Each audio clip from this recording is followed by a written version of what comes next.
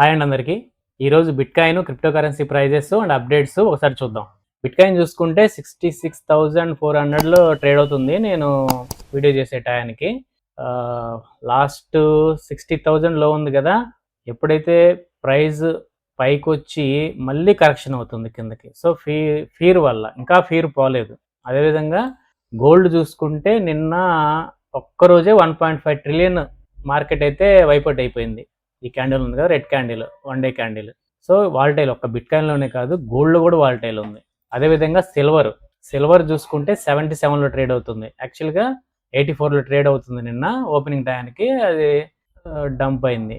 So చాలా ఎక్కువే correction అయినట్టు చెప్పాలి. ఒక్కసారి మనం ఫియర్ అండ్ గ్రేడ్ ఇండెక్స్ చూసుకుంటే నిన్నైతే పైకి వచ్చింది.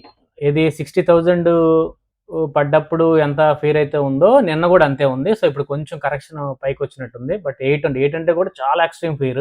సో ఇంకా ఫియర్ అయితే పోలా మార్కెట్లోంచి. ఒక్క క్రిప్టో కరెన్సీలోనే కాదు, గోల్డ్, సిల్వరు, కమోడిటీస్, ఆయిల్ ఇట్లాంటి వాటన్నిటిలో కూడా ఫియర్ అయితే ఉంది.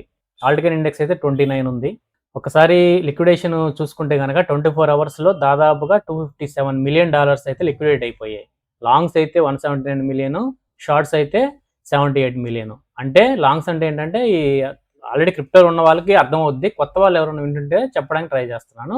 సో 179 అంటే లాంగ్స్ అంటే మార్కెట్ ఇక్కడ నుంచి పెరుగుతుంది అని బెట్ చేసిన వాళ్ళ యొక్క అమౌంట్ని లిక్విడేట్ చేసేయడం, ఎట్లా మార్కెట్ కింద పడేసి. సో ఇదంతా కూడా ఎక్స్చేంజ్లు చేసి మ్యానిపులేషన్. ఈ మ్యానిపులేషన్ ఎప్పుడు తగ్గిద్దో ఒక్కసారి కనుక బిట్‌కాయిన్ ఎక్స్చేంజెస్ యొక్క లిక్విడేషన్ మ్యాప్ చూసుకుంటే ఇక్కడ నుంచి పైకే ఉంది. సో ఇక్కడ నుంచి మార్కెట్ పైకి వెళ్తే చాలా మంది యొక్క లిక్విడేషన్స్ అయిపోతారు చాలామంది.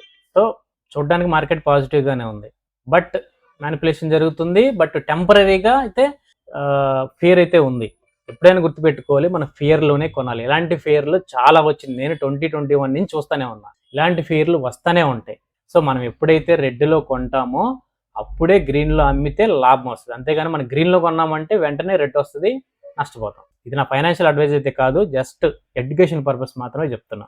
సో ఒక్కసారి కనుక మనం న్యూస్ ఏదైనా ఉంది చూసుకున్నామంటే, ఒకవేళ అయితే కంటిన్యూషన్గా డిపాజిట్ చేస్తున్నాడు. $120 మిలియన్ నిన్న బైనాన్స్లో డిపాజిట్ చేసి సెల్ చేశాడు. అంతకుముందు 340 మిలియన్స్ వర్త్ ఆఫ్ బిట్‌కాయిన్ని బైనాన్స్లోకి తీసుకొచ్చి డంప్ చేశాడు. ఒకసారి మీరు చూసుకుంటే మ్యాప్, అతను 2,500 బిట్‌కాయిన్లు బైనాన్స్లో డిపాజిట్ చేసిన తర్వాత ప్రైస్ చూడండి, సెల్ కొట్టిన తర్వాత ఎంత కిందకి పడిపోయిందో. సో సెల్ ఆఫ్ అయిపోయింది, కొంచెం రికవర్ అయింది మార్కెట్.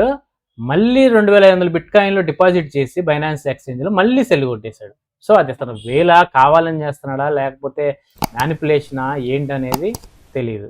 చెప్పాను కదా, క్రిప్టో కరెన్సీతో పాటు గోల్డ్ మొత్తం అంతా కూడా, gold, silver, bitcoin, Nasdaq, S&P 500 మొత్తం అన్నీ కూడా నిన్న క్రాష్ అయిపోయినాయి.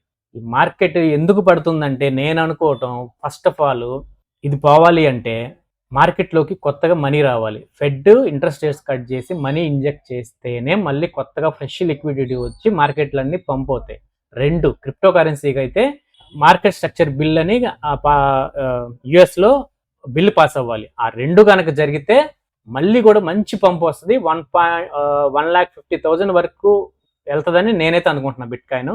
సో ఇది నా పర్సనల్ ఒపీనియన్. చూసారంటే సిల్వర్ డంప్డ్ 8.5%, దాదాపు $400 బిలియన్ మార్కెట్ క్యాప్ అయితే తగ్గింది. గోల్డ్ చూసుకుంటే 3.76%, అంటే దాదాపు $1.34 ట్రిలియన్ వాల్యూ తగ్గింది.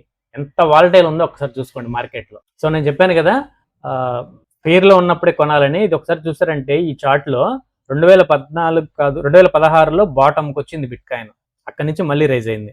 2020లో బాటమ్కి వచ్చింది, అక్కడి నుంచి రైజ్ అయింది. 24లో ముందు బాటంలోకి వచ్చింది, రైజ్ అయింది. సో ఇప్పుడు 2026లో బాటమ్ టచ్ అవుతుంది. సో అంటే ఫియర్లో ఉన్నాం మనం. ఇది ఒక మంచి బయింగ్ ఆపర్చునిటీగా చూడాలి, కానీ దీన్ని చూసి భయపడి సెల్ ఆఫ్ చేసుకుని బయటకు వెళ్ళిపోకూడదు. ఓకే, సో నేను చెప్పేది ఏంటంటే నా ఎక్స్పీరియన్స్ తోటి, ఎంత ఫీర్ ఉంటే మనకి అంత మంచి అవకాశం, మనం అలా చూడాలి. ఒక ఎక్స్పీరియన్స్ ట్రేడర్ చేసేది ఏంటంటే ఎంత ఇప్పుడు ఆల్రెడీ బిట్‌కాయిన్ మీకు 1,50,000కు 1,30,000కు వెళ్ళిపోయి ఉంటుంది. మీరు అప్పుడు ఏమనుకుంటారు, అరే 60,000లోకి వస్తే నేను కొందాం అనుకున్నాను, ఇప్పుడు డబుల్ అయిపోయింది, ఇప్పుడు కొనటం ఎందుకంటారు. మరి 60,000 వచ్చినప్పుడు కొనాలి కదా, ఇంకా తగ్గిద్దని మనం ఎదురు చూస్తాం.